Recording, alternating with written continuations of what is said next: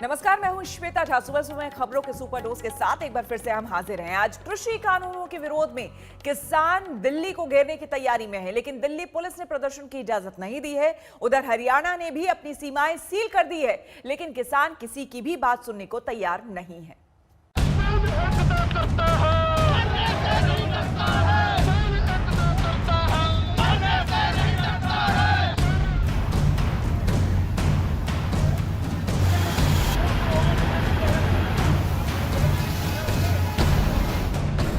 दिल्ली को घेरने की तैयारी पिछले कई दिनों से हो रही थी।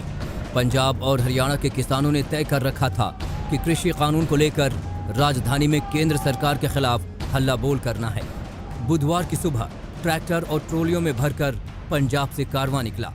किसान महीनों का राशन पानी साथ लेकर चले हैं।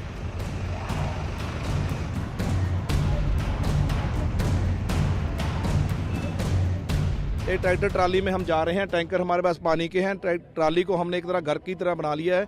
पक्के तौर पर सोने के लिए, रहने के लिए वहाँ जगह बनाई गई है और उसके प्रबंध पूरे किए गए हैं। राशन 1 महीने का कम से कम किसान साथ में लेकर जा रहा है और बड़ी गिनती में इसमें औरतें भी शामिल होंगी और बच्चे भी शामिल होंगे। उधर हरियाणा सरकार ने किसानों को रोकने की पूरी तैयारी कर रखी थी। पंजाब से सटी सीमाएं भी सील और दिल्ली से सटी सीमाएं भी सील। हजारों की तादाद में जवानों की तैनाती और बॉर्डर पर बैरिकेडिंग। लेकिन पंजाब से निकले किसानों के जोश के आगे हरियाणा पुलिस की सारी तैयारियां धरी की धरी रह गई।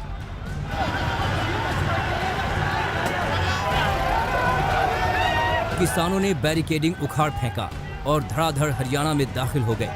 तब हरियाणा की पुलिस को किसानों को रोकने के लिए ताकत लगानी पड़ी। किसानों पर पानी की बौछार की गई, लेकिन कोई असर नहीं हुआ।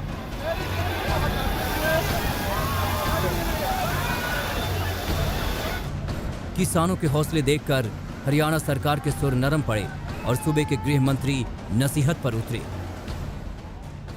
नहीं, हमारा उनको यही कहना है कि आप शांतिपूर्ण करिए।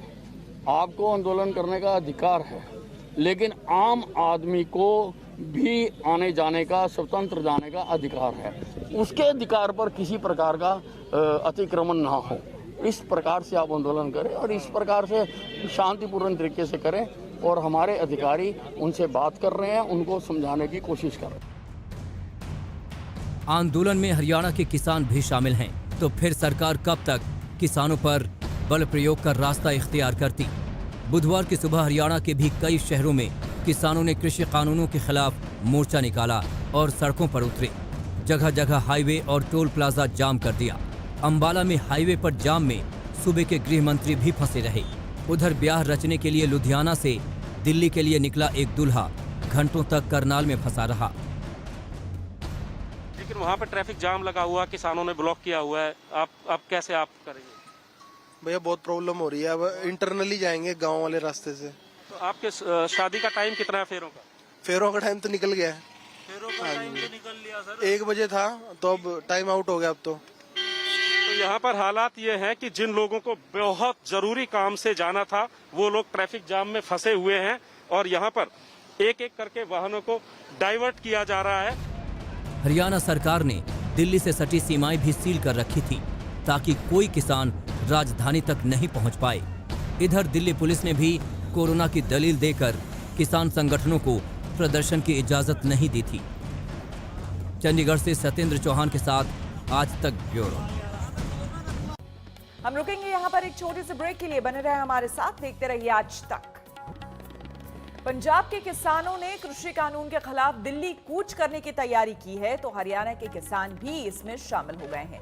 आपको हम तस्वीरें दिखा रहे हैं लुधियाना, कुरुक्षेत्र, संगरूर, बरनाला, जींद और जालंधर की, जहां पर देखिए किस तरह से किसान निकल चुके हैं दिल्ली कूच की तैयारी करने। कहीं पर वो बैठ गए हैं जहां उन्हें आगे नहीं आने दिया जा रहा है, कहीं पर ट्रैक्टर से निकल चुके हैं।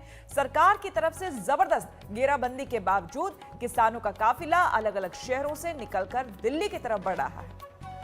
रुकेंगे एक और छोटे से ब्रेक के लिए। बने रहे हमारे साथ, देखते रहिए आज तक। नमस्कार, मैं हूं श्वेता झा और आप देख रहे हैं सुबह सुबह। चक्रवाती तूफान निवार आधी रात के बाद तमिलनाडु और पुडुचेरी के तटों से गुजरता हुआ आगे निकल चुका है। मौसम विभाग के मुताबिक टकराने के बाद चक्रवाती तूफान अब पहले की तरह खतरनाक नहीं रहा, लेकिन तेज हवा के साथ बारिश अभी भी जारी है। पुडुचेरी में खुद राज्यपाल निकली किरण बेदी इलाकों का जायजा लेने के लिए।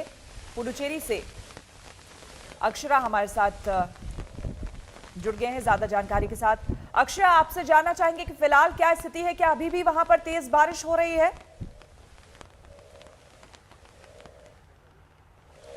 श्वेता, यहाँ पे अभी भी तेज बारिश हो रही है और हमारे साथ मौजूद है सीएम वी नारायण स्वामी जी। यहाँ पे पहले हम आपको एक तस्वीर दिखा सकते हैं कि यहाँ पे पूरे पानी भरा हुआ है। कल सुबह से लेके बहुत ही बारिश था और बहुत बड़ा हवा भी था। इसके वजह से हमने देखा कि कई सारे जगह में पानी हुआ था। इनफैक्ट सीएम नारायण स्वामी जी की घर के पास भी था।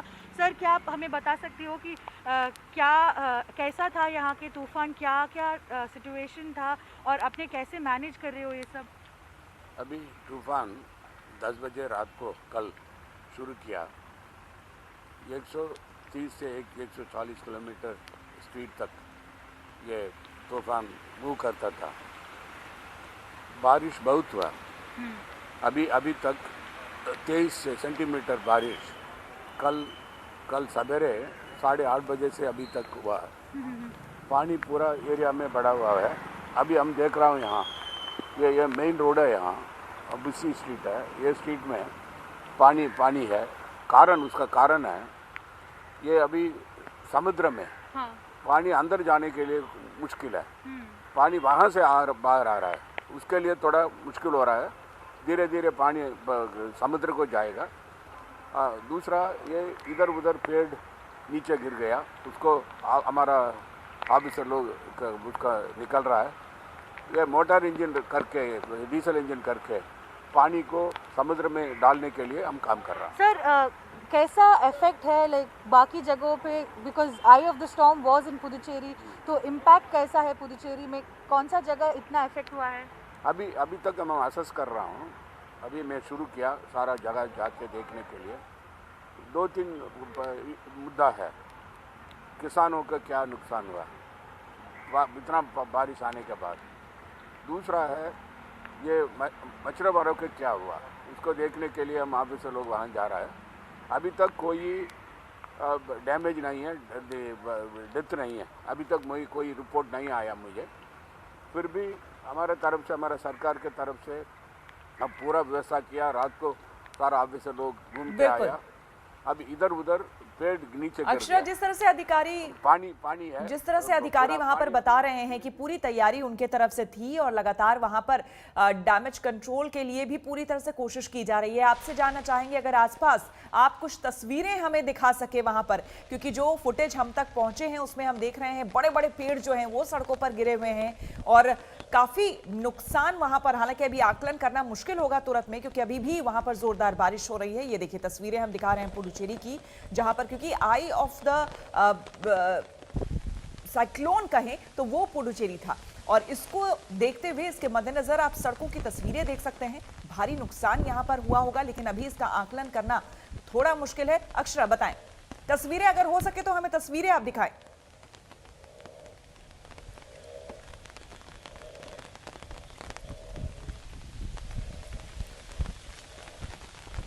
अक्षरा, क्या आपको मेरी आवाज मिल पा रही है?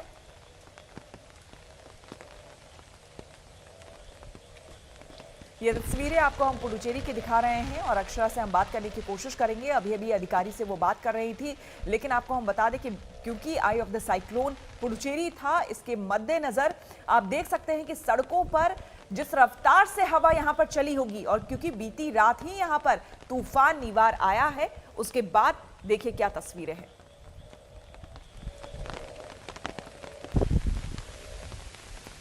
और आइए देखिए एक रिपोर्ट।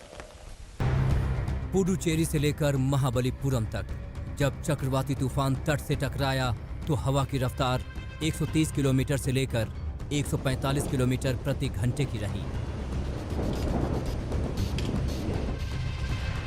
कडलोर में तूफानी हवाओं के साथ तेज बारिश होती रही।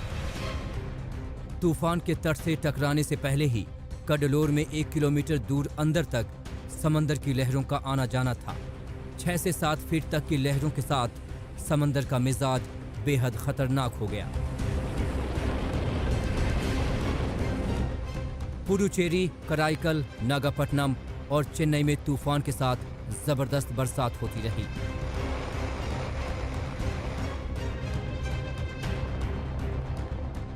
पुडुचेरी और तमिलनाडु के इन इलाकों में कल से ही लगातार बारिश हो रही है और तेज हवाएं चल रही हैं।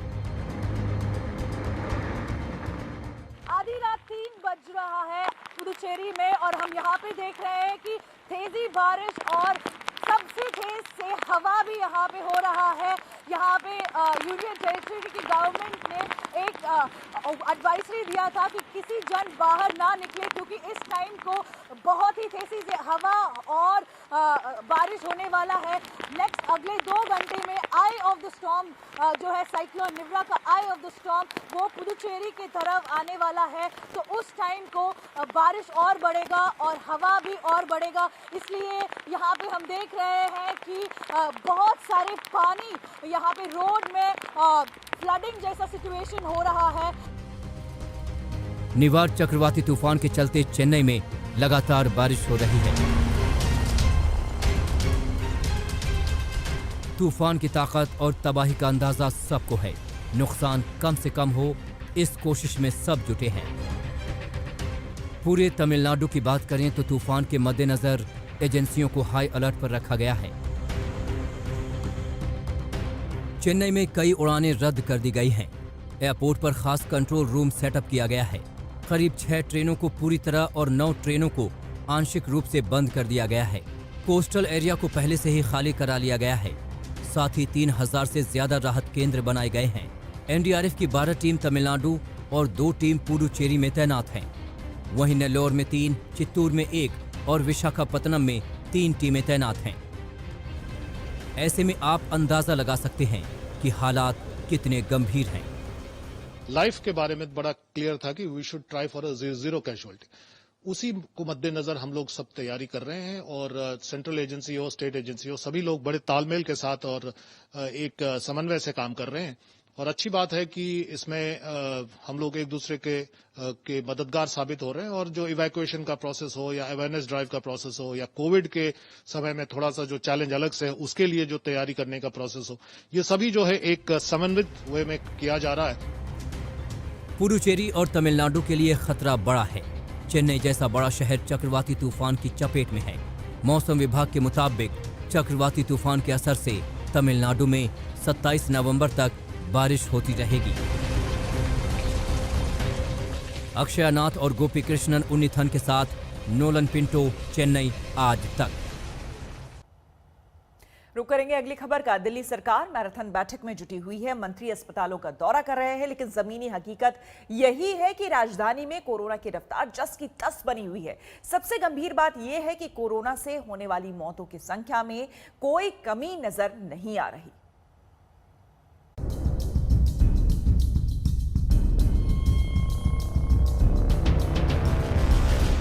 दिल्ली वालों के लिए कोरोना का रिपोर्ट कार्ड हर नए दिन के साथ महामारी का खौफ बढ़ा रहा है। कोरोना पर काबू पाने के लिए हो रहे तमाम उपाय नाकाम साबित हो रहे हैं।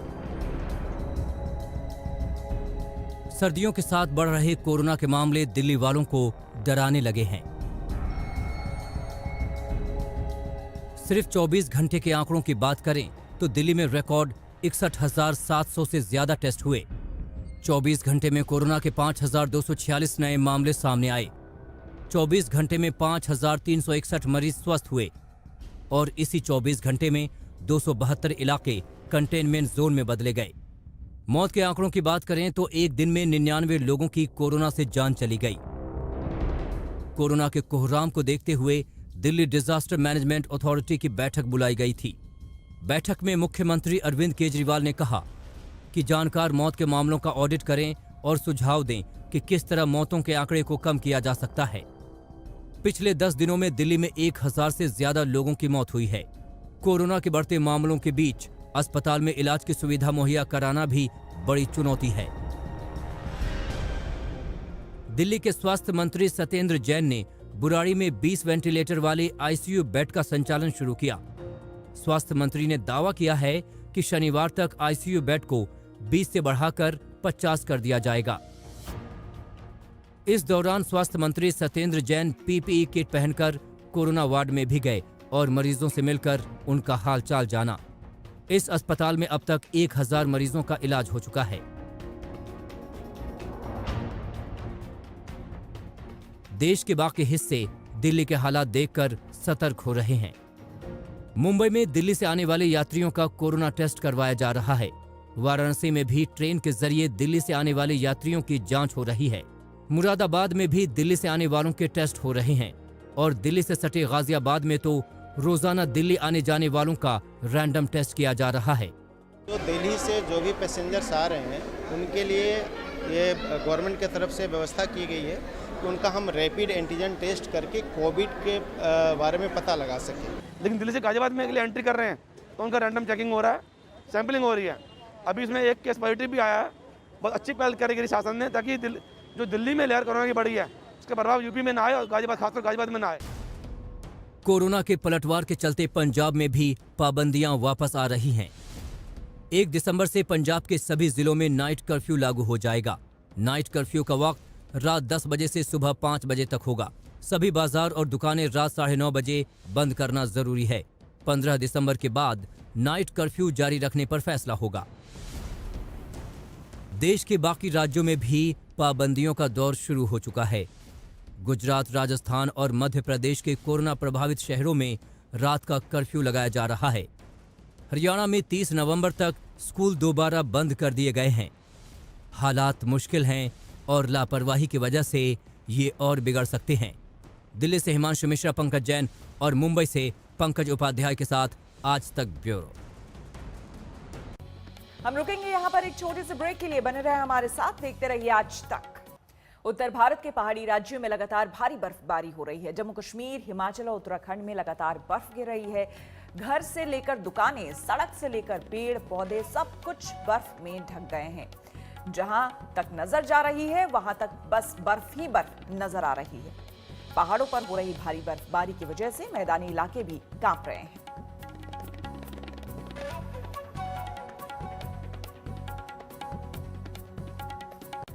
इसी के साथ सुबह सुबह में मेरे साथ फिलहाल इतना ही। देश दुनिया की तमाम खबरों के लिए देखते रहिए आज तक। नमस्कार, मैं हूं अंजना ओम कश्यप। हमें उम्मीद है ये वीडियो आपको पसंद आया होगा। लेटेस्ट खबरों के लिए यूं ही देखते रहिए आज तक और इस वीडियो के पसंद आने पर लाइक, शेयर एंड सब्सक्राइब करना ना भूलें।